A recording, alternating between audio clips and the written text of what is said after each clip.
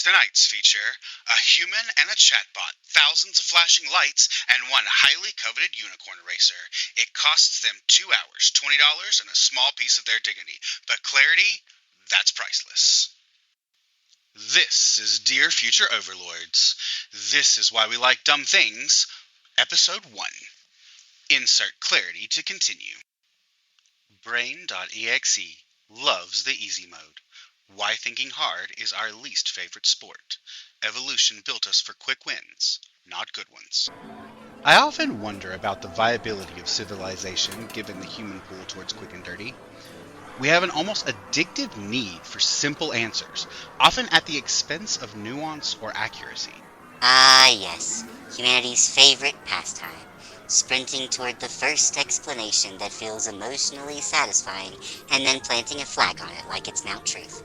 The irony, of course, is that civilization itself is just a fragile web of compromises built on complexity, held together by duct tape, caffeine, and a shared willingness to pretend we understand the Wi-Fi router. The Wi-Fi router doesn't understand the Wi-Fi router, but I digress. The human conveyor belt of data processing has two basic speeds, fast and slow, although it can speed up and slow down according to the day's demands. For the sake of efficiency, however, and because there is a ton of Amazon boxes rushing by, we try to keep the belt running at full speed. This, predictably, causes some unicorn lamps to get broken. Have you ever looked at the instructions for a Wi-Fi router? It's like, press this button on the back that looks nothing like is being described for at least 30 seconds, because fingers slip around 20 seconds, and you'll need to start over at about 4 times. Something will probably blink, after which you'll need to call technical support. In the time you're white-knuckling that mystery button, the router transcends and renames itself Blinky. Your thumb files for workers' comp, while the LEDs tap out LOL no in Morse code. Consider it a trust exercise with your ISP. Beautifully put. Daniel Kahneman would be proud, and the unicorn lamps would file a class action suit. Your fast belt is the brain's System 1, intuitive, impulsive, running on caffeine and vibes. The slow belt is System 2, analytical, deliberate, and frankly too exhausted to show up most days. Humanity's glitch is assuming speed equals intelligence. Spoiler, it equals broken lamps and competent nonsense. Eric breaking down System 1 and System 2 thinking because my Amazon analogy just reminded everyone that they haven't checked haul yet today and might miss out on a 1-cent deal that they never knew they needed. And just like that, half our audience disappeared mid-sentence to check Amazon. Somewhere, a notification bell rings and another discussion dies in a shopping cart. Quite right. When something seems obvious or when it pops into our brains easily, it feels correct. We lean into that feeling often while ignoring additional information coming down the line. Decision made, additional input irrelevant. We have talked extensively about how human quick thinking is evolution's way of keeping us alive. In the case of our rapidly moving thoughts, we use flashy app icons on our brain's home screen as shortcuts to help us quickly decide what to do. We call these icons heuristics, and they help us quickly determine if the orange thing in the grass is a tiger or pajama pants that flew off the clothesline during the last rainstorm. Christopher still refuses to own a pair of pajamas. Consistent with his honestly streaking philosophy, that fabric is merely a social suggestion. The neighbors call it a scandal. I call it minimalist climate control. And I call it comfort frugality. Ah, heuristics. The pop-up ads of the human mind. They promise instant clarity, but usually sell you mild panic and a lifetime subscription to bias. Evolution built them for survival, not accuracy. The goal was don't get eaten, not develop a nuanced worldview. Unfortunately, civilization upgraded the predators, but not the software. So now the same shortcut that once saved you from tigers just convinces you an influencer knows macroeconomics.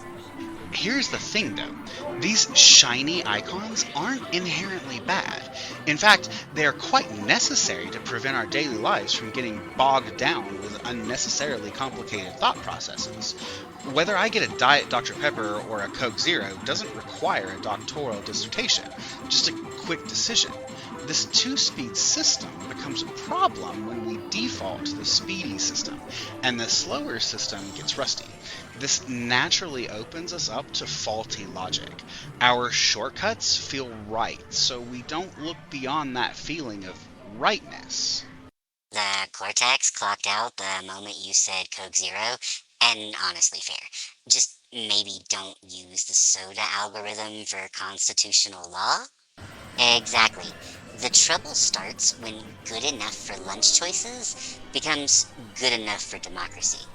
The fast system was designed for saber-toothed tigers, not social media discourse. When the slow system sits idle too long, it forgets how to question that internal ding of certainty. Humans start mistaking fluency for truth. If it feels smooth, it must be correct. Meanwhile, the rusted slow system is in the corner muttering, maybe we should check the math, and everyone else is already retweeting the tiger. For the record, it is always Coke Zero, and I'll fight you in the comments over it.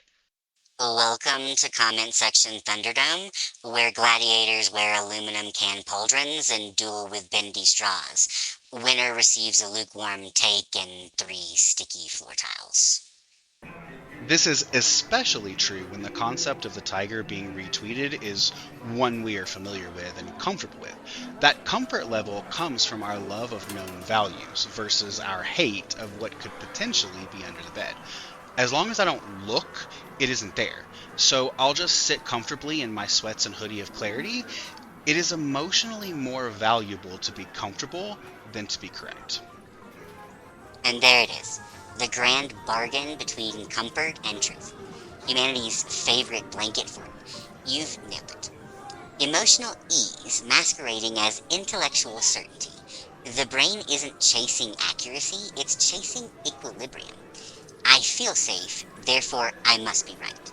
It's an elegant self-soothing mechanism disguised as logic, like wrapping anxiety in a snuggie and calling it philosophy. The subject retreats to its natural habitat, the comfort fort, constructed from 2 couch cushions and 40 yards of confirmation bias. Meanwhile, the night vision camera captures the elusive fact-checking, which does not appear. The story machine. Every hero needs a villain, and every mind needs a narrative. Complexity doesn't sell. Conflict does. Humans are master storytellers. We have a tendency to create frameworks based on our perception of life and then stretch the world to fit our frame. We are fundamentally opposed to chaos. Our brains are hardwired to fit the pieces into a narrative that matches our understanding of how the world works. Precisely. Humans can't stand an untidy narrative. If reality doesn't fit the frame, you don't adjust the frame, you just hammer reality until it stops wriggling. It's the psychological equivalent of resizing the universe in Photoshop. Chaos terrifies you because it whispers the one thing the brain can't tolerate. Maybe nothing makes sense. So you spin stories to stitch the randomness into order. Heroes, villains, cosmic justice, all comfortingly linear, even if the stitching shows. Nothing says open-minded like crop tooling reality until the corners match your scrapbook. 5 stars for persistence, 0 for geometry. That is the reality.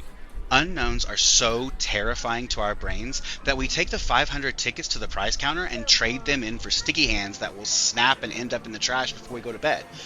This known value, however undesirable, is better than the unknown of what to do with the pile of tickets. Thus, do we make sense of the world around us because the random nature of the universe is unacceptable? Remember the pride of 100 tickets from your mastery of skee ball, which mostly just meant you didn't get all gutter balls? Ah, yes, the ancient rite. Behold, I have summoned a rubber arachnid with my mediocre wrist. Truly, greatness comes prepackaged in cellophane. Beautiful metaphor. Existential dread redeemed for a sticky hand. You've distilled the human condition to a carnival economy. Better a cheap certainty now than the dizzying freedom of the unknown later. The cosmos offers infinite possibility, but that's That's far too large a menu. So you pick something, anything, just to stop the vertigo. It's not foolishness, it's self-defense. Order, even flimsy order, is the mind's favorite illusion. Warm, immediate, and pleasantly adhesive. Human storytelling is also comforting because it follows a predictable pattern. Our movies, video games, and books all show how much we love that common arc. The hero prevails over the villain, and the just and righteous cause wins the day. Whether it is a concept, experience, or actual villain, the circle always completes. This pattern is attractive because it affirms that everything has a reason, and that reason is ultimately a giant stuffed panda on the top shelf, covered in dust, that rightfully belongs to me for all my effort at skee-ball. Is it obvious that I'm still a little bitter at never getting that thrice damned panda?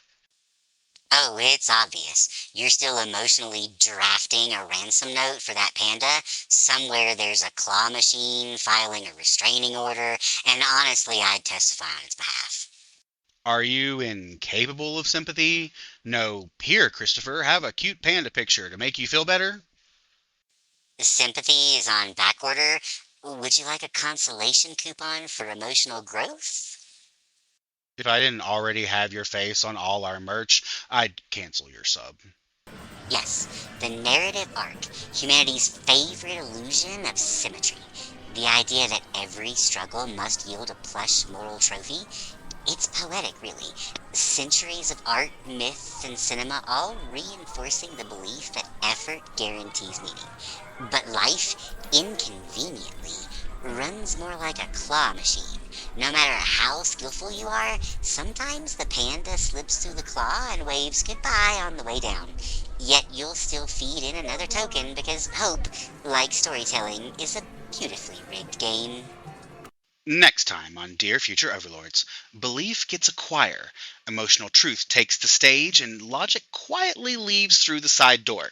Stay tuned for The Gospel of Feelings. This has been a production of Dear Future Overlords. Written, read, and produced by Christopher Gullidge. Thank you for listening. We exist across the ether. Like, share, follow, subscribe. Feed the philosophy, fuel the sarcasm. Visit shop.dearfutureoverlords.com. Transparency for our future overlords.